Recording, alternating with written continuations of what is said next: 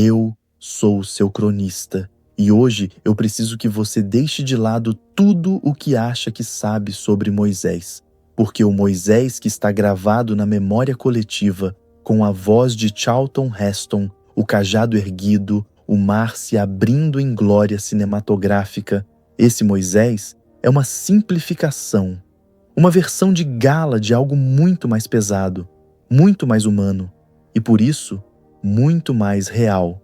A verdadeira história começa com sangue, o Egito, aproximadamente 1300 anos antes do nascimento de Cristo. Um povo inteiro vive em correntes, não de ferro, mas de argila, tijolos e exaustão. Os hebreus, descendentes de Jacó, foram transformados na força de trabalho invisível que ergueu as maiores construções do mundo antigo.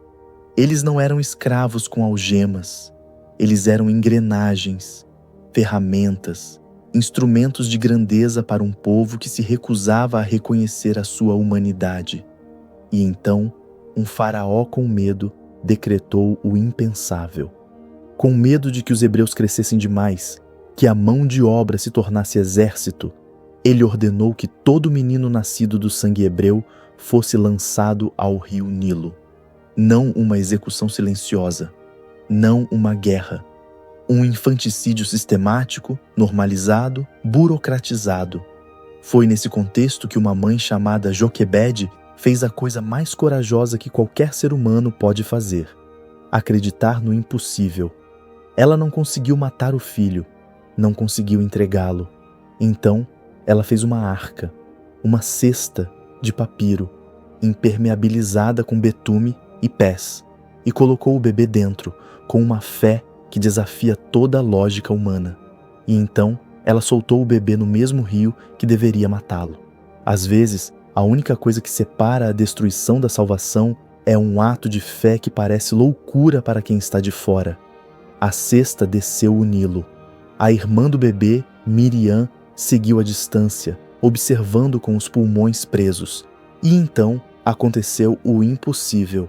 A filha do próprio faraó foi ao rio para se banhar e ouviu o choro, e abriu a cesta, e viu o bebê, e ao invés de julgá-lo como deveria, ao invés de cumprir a lei do pai, ela o amou. Miriam foi correndo, ofereceu chamar uma ama de leite hebreia para amamentar o bebê. A princesa aceitou, e assim a própria mãe do menino foi paga para criá-lo dentro do palácio do homem que queria matá-lo.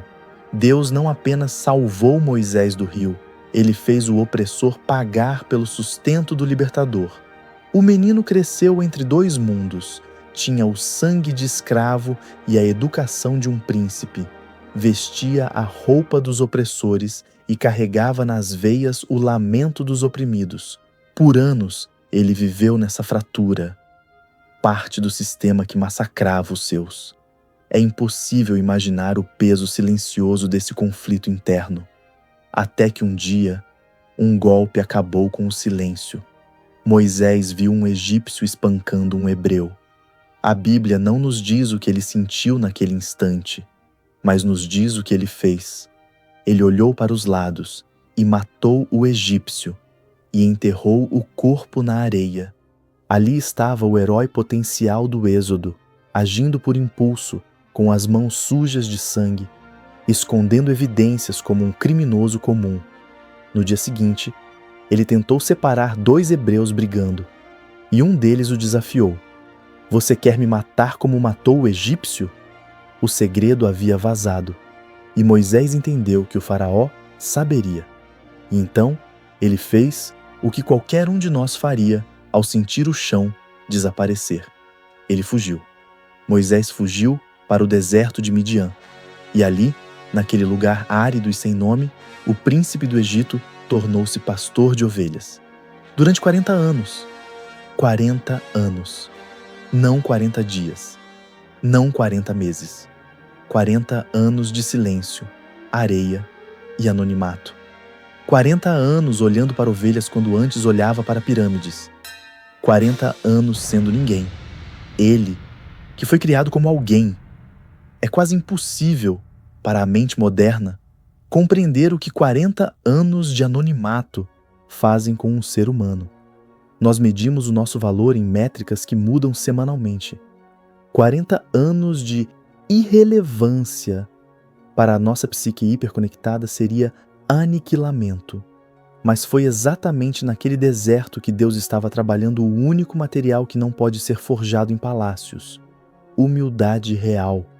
Moisés se casou com Zípora, filha de Jetro, o sacerdote de Midian. Teve filhos, construiu uma vida pequena, discreta, longe das responsabilidades que um dia pareceram inevitáveis. E então, com 80 anos de idade, 80, quando a maioria dos seres humanos já não tem projetos novos, ele estava pastoreando as ovelhas do sogro no Monte Horebe e viu algo que não fazia sentido: uma sarça, uma moita de espinhos, pegando fogo e não se consumindo.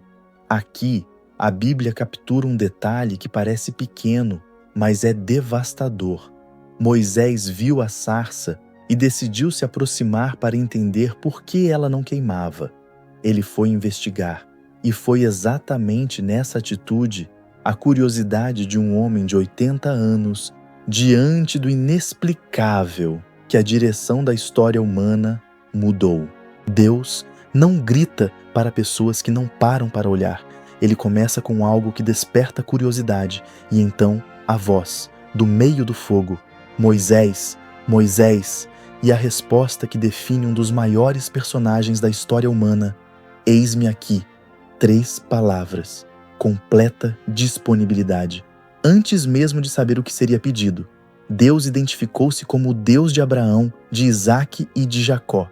Disse que havia visto o sofrimento do seu povo, ouvido o seu clamor, e que havia descido para libertá-lo.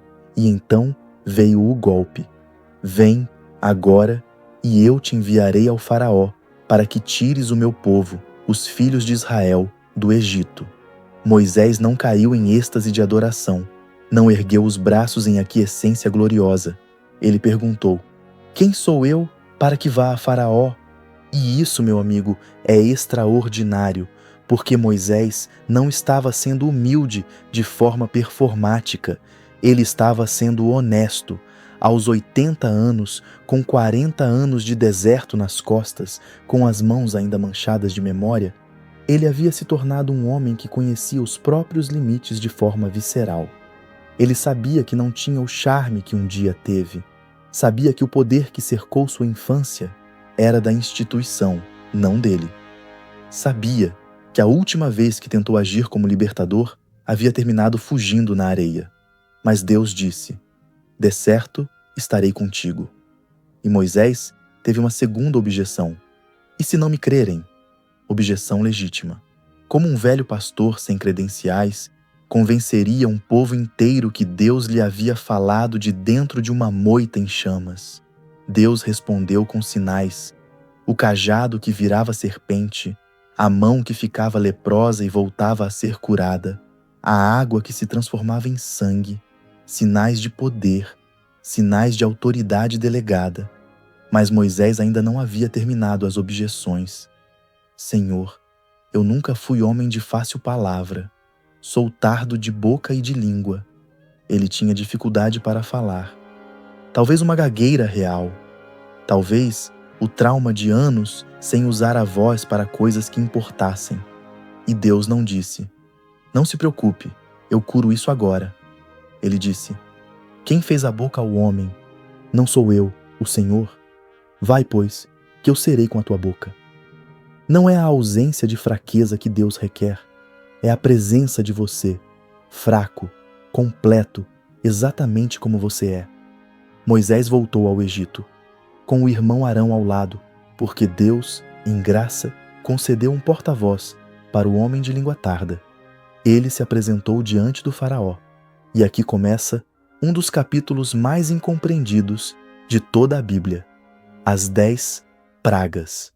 O mundo moderno olha para as pragas como curiosidades mitológicas ou como catástrofes naturais em sequência, mas há uma arqueologia espiritual nelas que a maioria das pessoas jamais percebe. Cada praga não era aleatória. Cada praga era um golpe cirúrgico, calculado contra uma divindade específica do panteão egípcio. O Nilo se tornando sangue era um ataque direto a Hapi, o deus do rio. As rãs cobrindo a terra eram sagradas para Requete, a deusa da fertilidade. A escuridão que cobriu o Egito por 3 dias era um golpe contra Ra, o deus Sol, o deus mais poderoso do panteão, a divindade que o próprio faraó encarnava. Deus não estava apenas libertando os escravos, ele estava sistematicamente desmontando a teologia de uma nação, praga por praga, Deus por Deus, até que não houvesse nenhum ídolo de pé, e o faraó, em sua loucura que beira a tragédia grega, resistia, cada vez mais endurecido. Cada recusa era um passo na direção de sua própria ruína. E a Bíblia diz algo que tem perturbado teólogos por séculos, que Deus endureceu o coração do faraó, não como punição arbitrary, mas como consequência. Quando um ser humano endurece o seu coração repetidamente diante da evidência, a um ponto em que o endurecimento torna-se o estado permanente.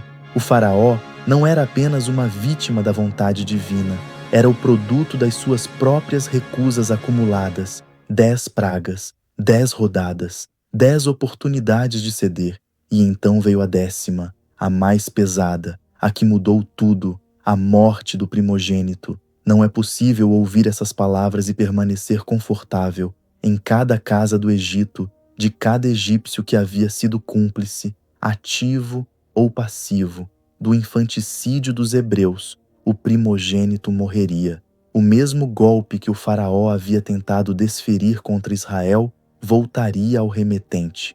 Os hebreus receberam instruções precisas: sacrificar um cordeiro sem defeito, pintar a verga da porta com seu sangue e permanecer dentro de casa enquanto o anjo da morte passasse. A história chama aquela noite de Páscoa, Pesach, em hebraico. Passa por cima. O sangue na porta não era magia, era fé, tornada visível. E de madrugada, o Egito acordou com um clamor que a Bíblia descreve como o pior que aquela terra jamais ouviu ou ouviria. Em cada casa, um morto. No palácio do faraó, o primogênito, o herdeiro, a continuação, o filho que seria o próximo Deus, havia morrido. E naquele momento, o faraó mais poderoso do mundo mandou chamar Moisés em plena madrugada. Era o universo se aproximando de uma concentração impossível. No topo da montanha, durante 40 dias e 40 noites, Deus falou com Moisés e entregou a ele o que ficaria conhecido para sempre como os 10 mandamentos, as tábuas da lei, não como uma grade de restrições, mas como a arquitetura de uma civilização, o sistema operacional de um povo que precisava aprender não apenas como orar, mas como viver, como tratar o vizinho, o estrangeiro, o inimigo, o pobre, o dia de descanso, a verdade. Mas enquanto o legislador do universo desenhava a Constituição de Israel, o povo lá embaixo fazia algo que desafia qualquer lógica. Eles convenceram Arão a fundir o ouro que haviam trazido do Egito, o mesmo pagamento pela escravidão, e forjaram um bezerro de ouro. E adoraram. No mesmo momento em que Deus gravava a lei da aliança nas pedras, Israel quebrava a aliança antes mesmo de recebê-la.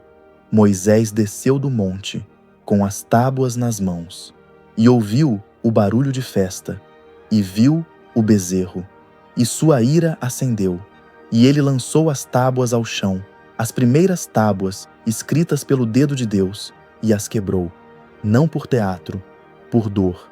Porque o que ele viu naquele momento foi a prova de que a libertação do corpo é instantânea, mas a libertação da mente é a obra de uma vida. Houve consequências graves pelo bezerro de ouro, houve sangue, punição e a sensação de que tudo havia desmoronado antes mesmo de começar. Mas então, aconteceu algo que é um dos momentos mais extraordinários de toda a narrativa bíblica. Moisés intercedeu. Não pediu para si mesmo. Rasgou o próprio destino na tentativa de salvar o povo que havia o traído. Disse a Deus: perdoa-lhes o pecado, e se não, risca-me do teu livro. Moisés se colocou entre a ira divina e o povo. Ofereceu a própria existência como moeda de troca. E Deus ouviu, e não destruiu Israel. Novas tábuas foram esculpidas, a aliança foi renovada, e a jornada continuou. Mas agora havia algo novo no horizonte, uma promessa tão antiga quanto Abraão: a terra prometida, Canaã, o lugar para onde o destino havia apontado nações antes de Israel existir como povo. 12 espiões foram enviados para reconhecer a terra. Por 40 dias, eles caminharam por Canaã, observaram as suas cidades, provaram os seus frutos. Voltaram com um cacho de uvas tão grande que 2 homens o carregavam em uma vara. 10 dos 12 disseram: a terra é excelente, mas não podemos contra o povo, são gigantes. Somos como gafanhotos aos seus olhos. 2, Josué e Calebe, disseram: subamos, podemos tomar a terra. O Senhor está conosco. O povo ouviu os 10, e chorou, e murmurou, e pediu para voltar ao Egito. E aqui foi o ponto de virada que definiu 40 anos, 40 anos de deserto. 1 ano para cada dia que os espiões caminharam por Canaã. Toda aquela geração que saiu do Egito, exceto Josué e Calebe, morreria no deserto sem entrar na terra prometida. Não como punição arbitrária, mas como consequência.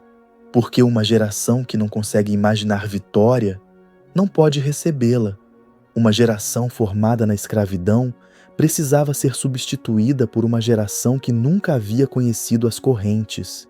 E Moisés, o guia, o profeta, o legislador, também não entraria na terra prometida, por uma única falha. Num momento de frustração com o povo que não parava de murmurar, Deus disse para ele falar à rocha para que ela desse água. Moisés golpeou a rocha com o cajado 2 vezes e disse: ouvi agora, ó rebeldes! Havemos nós de vos fazer sair água desta rocha?